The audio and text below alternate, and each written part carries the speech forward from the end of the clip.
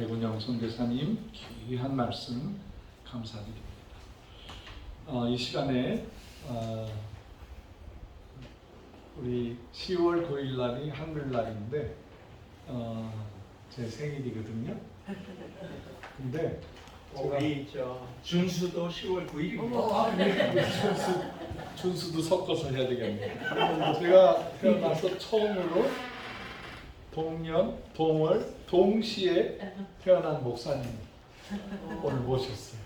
김창룡 목사님이신데 아주 중국 선교와 또 큰 비즈니스도 하시고 여러분들에게 귀한 선물도 오늘 준비해 오셨어요.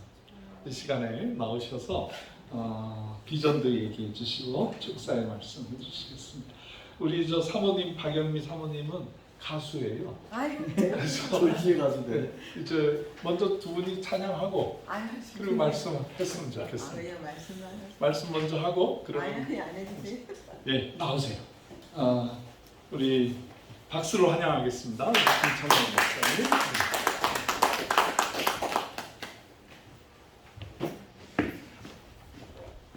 할렐루야. 할렐루야. 하나님의 은혜는 참 놀랍습니다. 제가 지난 추석 때 하나님께서 뉴욕으로 보내서 짐 신발라 목사님을 만나게 하셨습니다. 그 목사님은 여러분 잘 아시다시피 할렘가의 흑인들을 많이 구원하고 또 중보기도 사역이 유명하죠. 그러니까 누구든지 컴퓨터를 이렇게 딱 중보를 올리면 그 교회에서는 이 기도 제목을 다 정리를 해가지고 무작위로 이렇게 기도 시간에 들어오는 사람들 이 게이트에다가 진열을 해놔요. 그러면 하나씩 뽑아가지고 들어가서 그 제목을 가지고 그분을 위해서 중보를 하는 기도회가 주중에 있습니다. 2번 있습니다. 근데 제가 마침 그 교회에 참여했을 때 뉴욕 들어가면서 비행기 안에서 그 마음이 쑥 들어왔어요. 교회 가서 기도하고 또 그 목사님 위해서 좀 중보하고 그리고 너도 동참하면서 은혜 좀 받아라 이런 말씀을 좀 마음속에 듣고 제 아들을 만나러 갔는데 제 아들을 보고 그랬어요. 뉴욕에 지금 내가 못 가본 교회인데 그분이 몇 년 전에 한국에 들어왔을 때 빌리그램 집회가 있었습니다. 한국에서. 근데 코로나 때문에 몇 년 연기되다가 결국 상암 경기장에서 했지요. 그러니까 아들 빌리죠. 그 대를 이어서 이제 선교하는 집안이죠. 근데 제 아들이 그 미국의 침례교 신학대학에서 박사학위를 또 하고 그래서 그때 그 학교 방문했을 때 그 빌리그램 목사님 룸에 학교가 그 학교를 기념하기 위해서 그 학교 출신의 유명한 주회종들을 그 룸을 하나씩 다 이렇게 지정을 해주셨더라고요. 근데 참 놀란 게 한국인 목사님 방도 있더라고요. 침례교에 큰 업적을 남긴 김정한 목사님 방도 있더라고요. 그래서 제가 감동을 먹어서 그런 집회가 한국에 있다 그러면 저는 이제 중보하는 게 제 사역입니다. 중보기도가 첫 번째 사역이 중보기도. 그 얘기하려고 합니다. 그런데 목사님을 위해서 계속 중보했어요. 우리가 만난 지는 꽤 오래됐죠. 네. 그때 신해산 기도원에 갔다가 목사님하고 영등포 거기서 뵙고 그리고 못 뵀어요. 워낙 바쁘시기도 하고. 하지만 저는 목사님이 이렇게 페이스북에 올리면 계속 중보했습니다. 이야, 건강하게 또 열심히 여기저기 또 이렇게 사역하시는구나. 같이 기도했어요.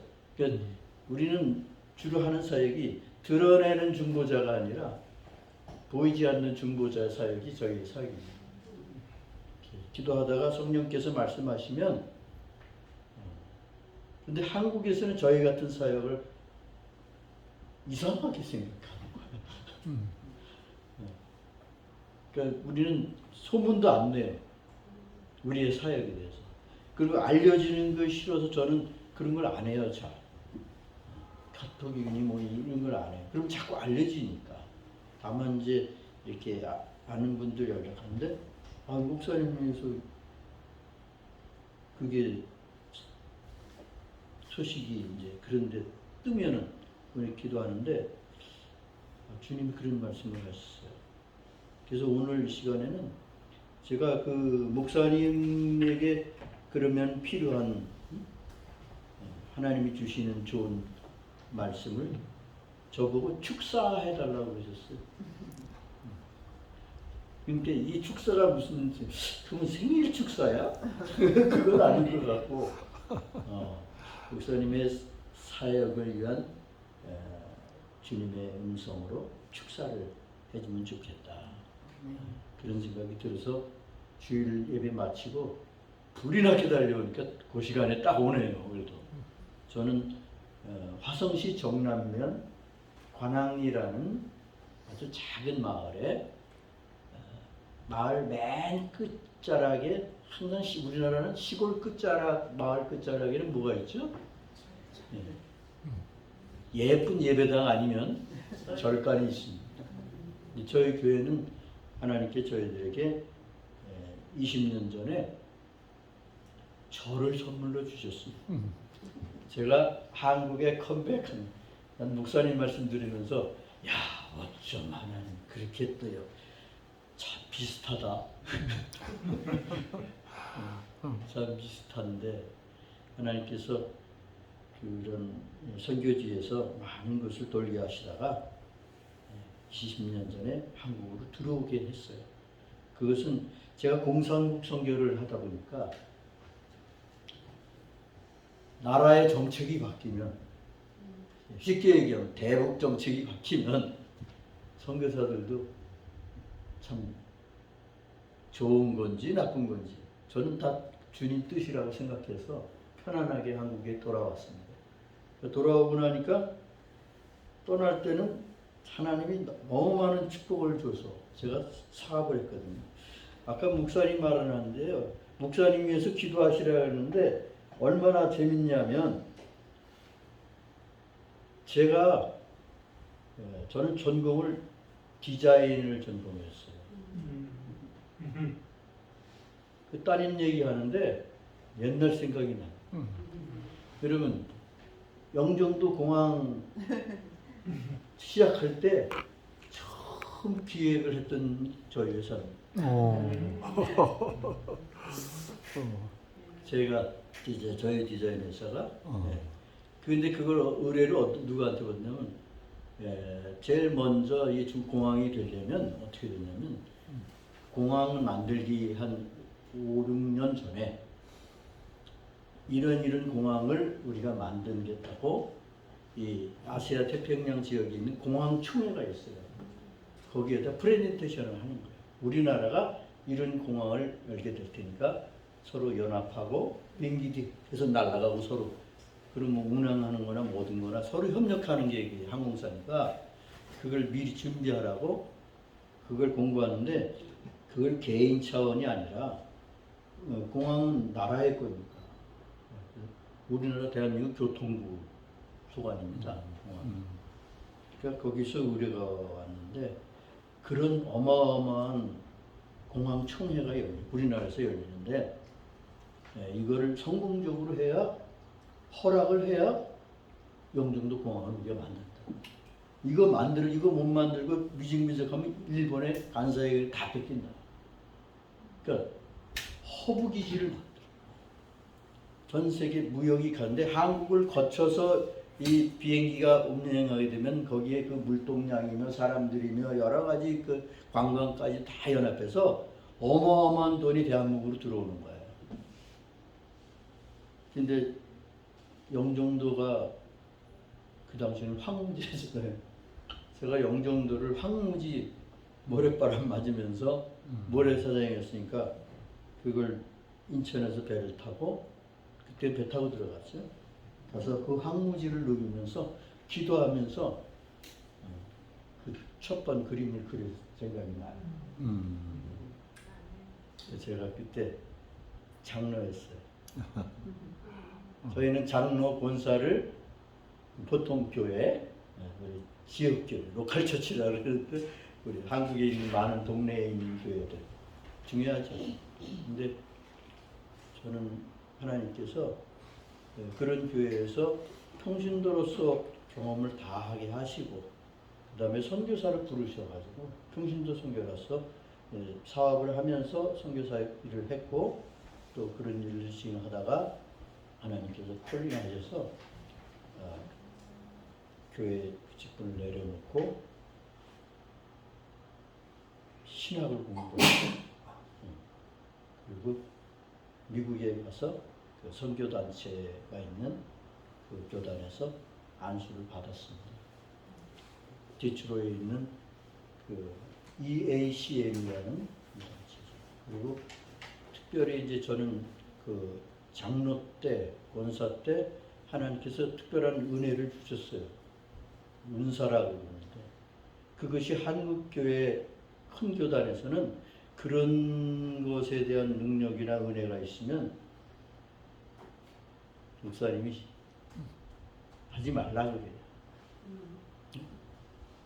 실제로 지금도 그래요.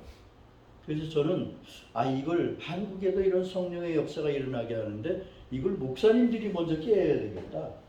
이래가지고 저는 잡지를 발행했어요. 불의 전차라는 영성 잡지. 미국의 카리스마라는 잡지가 영성지가 있지. 그러면서 뭐 그 카리스마 소개되는 영적인 그런 지도자들을, 목사님들, 사역자들을 사역을 가서 취재하다가 한국에 소개를 하는 거예요. 근데 저희 회사가 그런 디자인 회사니까 2달에 한 번씩 이 잡지를 만들어내는 건 뭐 어려운 일은 아니에요. 시스템이 있으니까. 제가 취재만 잘해갖고 오면은 편집을 해서 그걸 무료로 한국의 5,000명의 목사님한테 칼라 잡지하고를 나눠줬습니다. 그 이름이 불의 전차라는 겁니다. 그 영성에 관련된 그 관심 있는 2000년 초에 이런 일을 했는데 저희를 한 5,000명의 회원이 있었거든요. 그러면서 한국에 큰 체육관이나 이런 걸 빌려서 대형 집회를 하기 시작했죠. 혹시 아나콘디아라고 아시나요? 금리빨 나고 역사 남미, 아르헨티나 그런 사역자 한국에 왔습니다. 올 수가 없는 건데 제가 홍콩 집회에 쫓아가가지고 우리나라도 한국엔 역사적으로 옛날부터 이런 은사가 충만했다. 미국에 캐더린 쿨만 여사가 있었다면 한국에는 현신의 권사가 있었다. 그리고 이성봉 목사님 같은 분이 여의도 백사장에 하얗게 옷 입은 우리 조상들이 어르신들이 아픈 사람은 가면 앉은 데에 일어나고 실질적인 역사거든요. 근거 자료가 다 있어요. 그러니까 우리나라도 굉장히 영적인 그 나라를 잃어버린 슬픔을 달랠 수 있도록 성령께서 이미 역사하셨다는 거예요. 제가 그런 역사를 막 이렇게 찾아가지고 언더우드 아펜셀라가 오기 이전부터 하나님은 이 땅에 우리가 아는 지식으로는 언더우드 아펜셀라 선교사님이 첫 번째 선교사라고 가르치잖아요. 근데 아니요. 50년 전, 80년 전 하나님은요 가슴이 뜨거운 사람들 보냈어요. 중국에서 배를 타고 그 대천 앞바다에 고대도라는 섬에 독일계 선교사님이 옵니다. 근데 백길을 모르니까 그 어부들하고 같이 오면서 실 돌 묶어갖고 이렇게 높이를 다 측정해서 백길을 만들면서 왔대. 그게 지금 중국으로 가는 그 백길이 되었다고 해요. 와가지고 독일어 성경책을 번역해서 한글에 맞게 이렇게 해가지고 고종에게 선물로 올렸다고 합니다. 근데 그럼 왜 언더우드 아펜셀레냐? 공식적으로 비자 받고 들어온 선교사 그분이 처음이 됐던 거죠. 우리나라에 참 어려운 시기의 분들인데, 그래서 그런 역사들이 이런 것들을 제가 근대 조선사를 연구하면서 한국의 기독교 100년이 될 때 총신대학의 정성국 총장께서 100년을 조명하는 책을 만들고 또 그런 캘린더라고 그러죠. 달력 이런 것도 만들고 책을 만들자. 그렇게 해서 편집위원을 구성했는데 우리나라 역사자인 그런 분들과 또 그 총신대학교 도서관에 가면 신학진암이라는 우리나라 최초의 그 신학 잡지가 나왔던 게 있어요. 그걸 연구하고 근거로 해서 이렇게 100년을 사진으로 이렇게 조명해서 100주년 기념책을 만들었는데 제가 그 편집 디렉터였습니다. 그래서 그런 일들을 하나님이 시켰기 때문에 저는 이렇게 취재하고 뭐 이렇게 찾아내고 이런 데 특별한 재능을 하나님이 주셨어요. 자료가 하나도 없어요. 왜? 우리는 삼족을 멸하잖아요. 그 다음에 전부 불태워버리잖아요. 근데 우리 문화는 목조 문화니까 불 붙으면 다 타고 아무것도 없는 거예요. 역사가, 근거가. 근데 외국은 돌 문화이기 때문에 그래 타담하네요. 그 아직도 어마어마한 그 유럽의 역사들은 남아있는 것처럼. 제가 오늘 무슨 말씀으로 축사를 하냐면 우리 박형서 목사님 하나님께서 이런 고백을 기뻐하신답니다. 여호와는 나의 목자. 아멘. 마음에 그게 계신 거예요. 이미 와 계신데 그것을 하나님 강조해서 말씀하십니다. 시편 23편 1절에서 6절 말씀을 주셨어요. 제가 그래서 어제 밤늦게 오늘 새벽에 기도하면서 그 중에 하나님이 3가지 말씀을 이렇게 선물로 주셨어요. 저는 물론 박경선 목사님 생신을 축하하면서 또 제 생신이고 하나님 어떻게 이렇게 만드셨어요? 박경선 어디서 태어나셨어요? 서울. 네? 섬에서. 뚝섬에서. 야, 그래도 서울이네. 옛날 뚝섬에 거기 옛날에 손똥 받치고 양배추 키우고 왕심이 똥파리가 날리는 데인데. 맞아요. 네. 근데 저는요, 우리 어머니 아버지가 1.4 때 북한에서 피난 왔거든요. 네. 지주계급은 몽땅 다 죽이니까 보따리를 싸고 오셨는데 그러면서 피난민들이 흘러 많이 갔는데 특히 어디가 있었냐면 대구 쪽에 피난민들 그룹이 제주도도 가고 뭐 부산도 가고 갔는데 대구 쪽에 사과밭에 가 계시대요. 뭐 할 게 없으니까.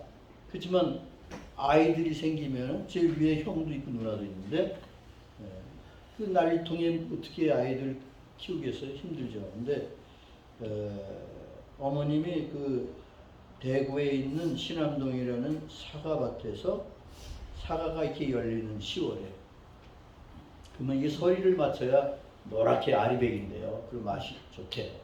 그러니까 사과를 이렇게 따가지고 밭에 늘어놓는 이런 일을 도와주면 사과밭에서 뭐 돈을 주겠어요? 사과 주면 그거 받아갖고 와서 애들 먹이는 게 이제 이런 방법이신데 사과 이렇게 아우 탐스럽다. 뱃속에 애가 이렇게 만삭이 됐는데 그렇게 기도하면서 그렇게 말씀했대. 너는 참 복되다.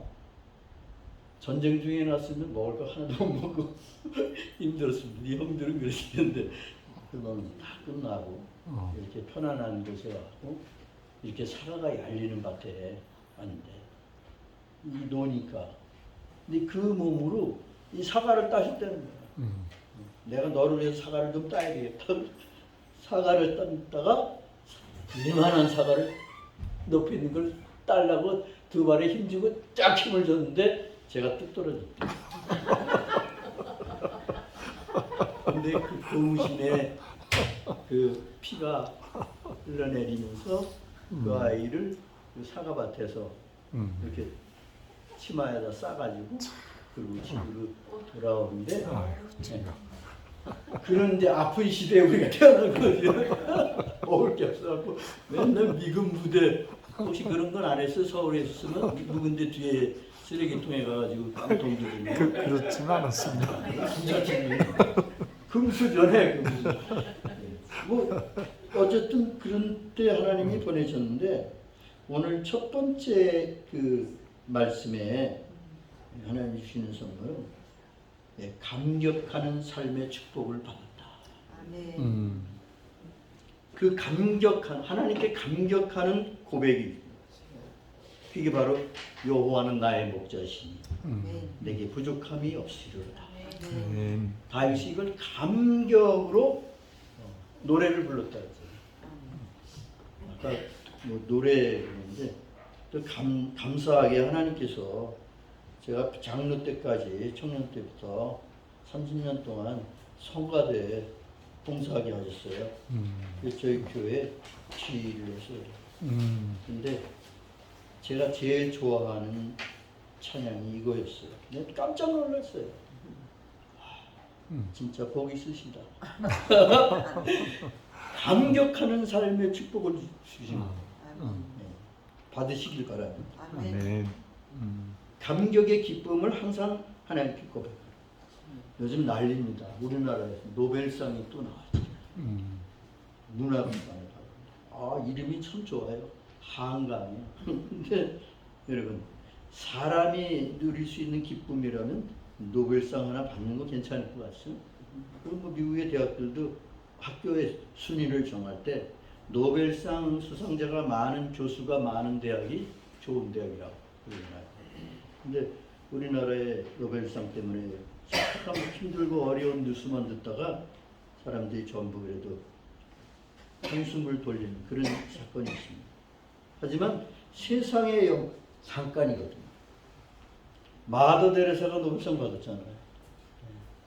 정말 그 수녀님께서 힘들고 어려운 아이들을 돌보다가 상을 받았는데 노벨상이 아무리 좋아도 그분이 돌아가시고 나면 시들해집니다. 김대중 대통령이 노벨 평화상 받았다. 근데 뭐 그런 거는 실제로 어렵고 힘들지만은 애쓰지만은 사람이 알아주는 기쁨, 그건 잠시 끝납니다. 근데 시들해질 거예요. 벌써 뭐 반대 소리가 나오대요. 질투하는 자들이 못 받은 사람들이 그러겠죠. 다 책을 써가지고도 상을 받냐? 여러분, 우리가 감격하는 상은 그런 상이 아닙니다. 영원한 하나님이 주시는 은혜. 두 번째는요, 두려워하지 않는 삶의 축복을 주신다. 두려워하지 말라고 그러십니다.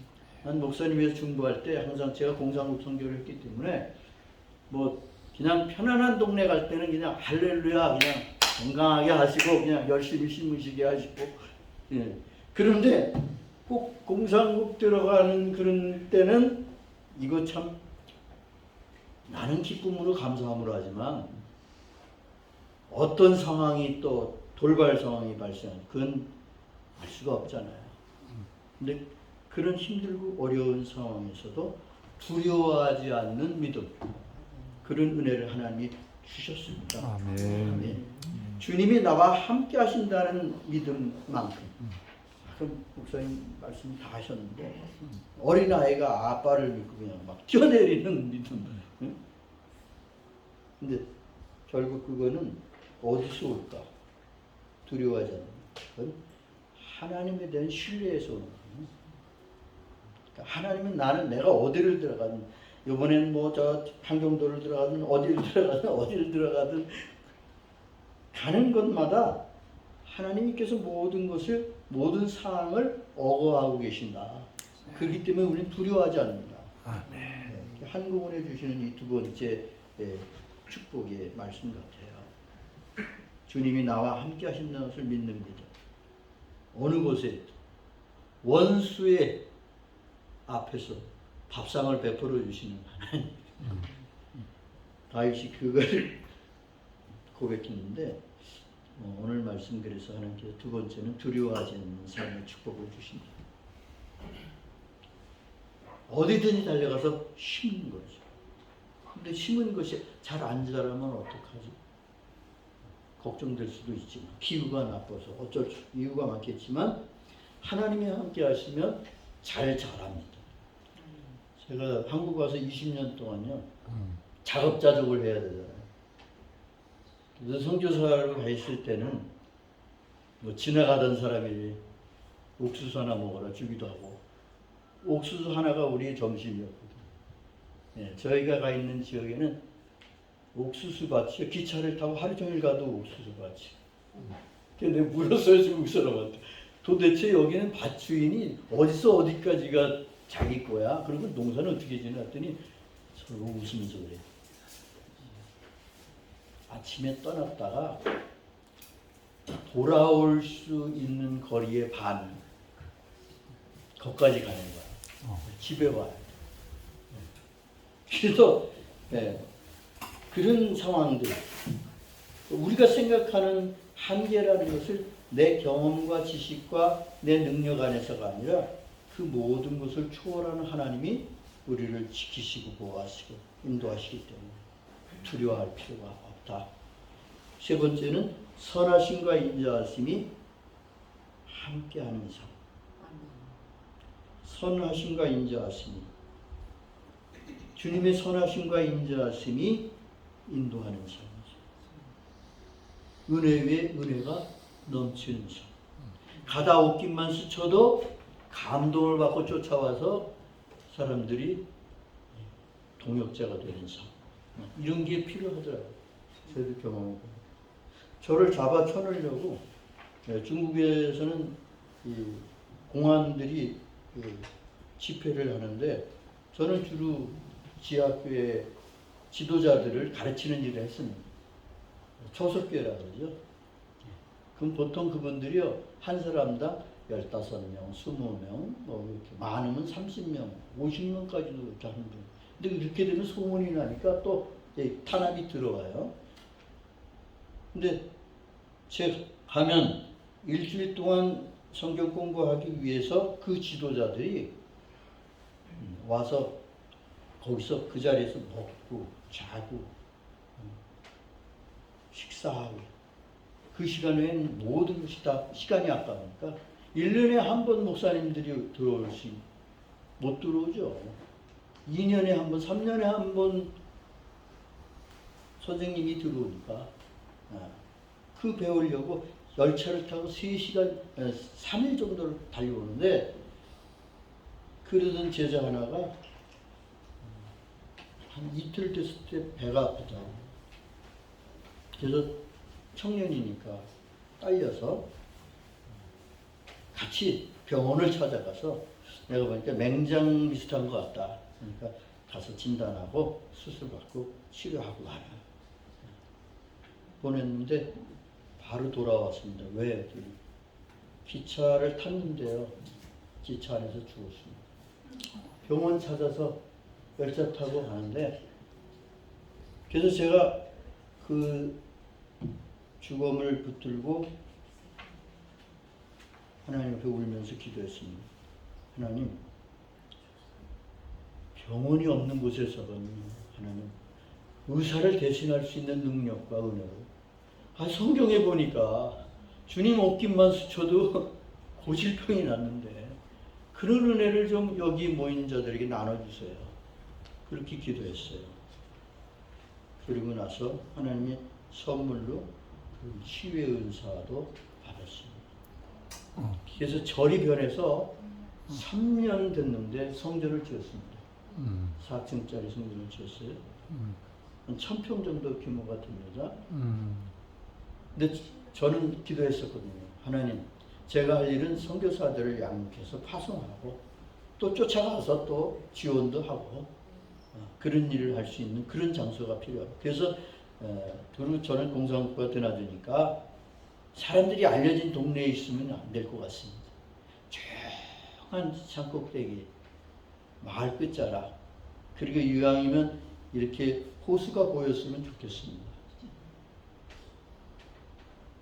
그리고 기도했는데 하나님께서 그런 장소를 만나게 해주시고 가보니까 절간인데 하나님이 제가 쓰라고 이렇게 문을 다 잠궈놨어요. 그 절이 그 스께서 그 성들을 자기네 그 법당을 짓고서 많은 돈을 이렇게 받아가지고 이렇게 구름 타고 어디 가셨는지 마을이 상처를 입었어요. 마을 사람 상처. 한 30명 된 마을 전부 채무자들. 근데 이거는 누구 와서 풀 수가 없어. 그런 게 만약에 쉬운 거면요, 부동산 업자들이 뚝딱 해가지고 화성에 요새 땅값 뜨니까 뭐 이래가지고 막 팔아먹었을 거예요. 그런데 채무자들이 마을 사람들이에요. 그러니까 그 마을에 잘못 들어왔다는 나중은 주고. 그런데 웬 거지 같은, 뭐 거질 수밖에요. 저는 한국에 돌아오면서 맨손으로 돌아왔는데, 예, 와서 제가 마을에 관해서 저희 집사람하고 둘이 무릎 꿇고 1시간 동안을 말씀을 드렸습니다. 저희가 와서 3년을 지켜봐 주세요.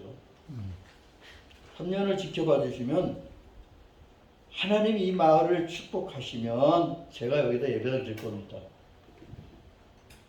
근데 염려하는 것이 무엇인지 모르지만 제가 와서 여러분들이 염려되는 일이 늘어난다면 제가 다른 데 지어야지요.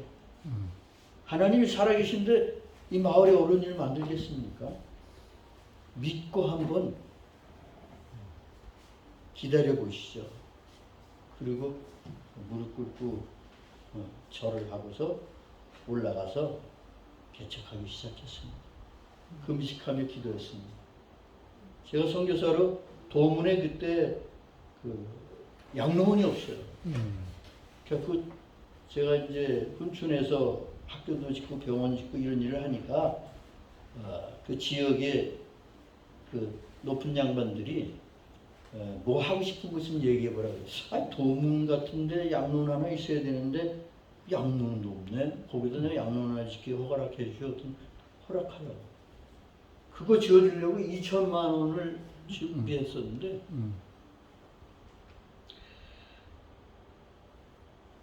이거를 쓰자니 안 되겠고. 그래서 기도했어요. 하나님 어떻게 하면 될까요? 계약금을 걸어야 되는데 얼마라도 좀 내가 할 거니까 다른 사람한테 주지 마시오. 이렇게 채권단하고 얘기를 해서 되면 내가 이걸 할 텐데. 그런 게 있던 차예요. 하나님 음성을 들었어요. 하나님 뭐라고 하시냐면 도문의 양로원 줘줘라. 그러면 어떻게 되는 거야? 그래서 그냥 순종했어요. 가서 양로원 다 짓고 그러고 왔어요. 다시 왔는데 하나님께서 그것을 저희들이 취하도록 특별한 은혜를 총동원 시켜주셨어요. 그때 저희는 40일 금식하면서 많은 경험했습니다. 저희가 기도하고 그 2천만 원 보내줬던 그것에 그만큼의 헌금이 들어왔습니다. 저희가 중보하게 됐을 때.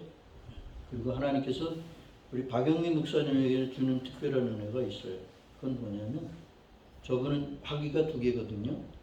교육학 학위도 있고 신학 학위도 있는데 저분은 사람을 만나서 이렇게 상담도 슈퍼바이저예요.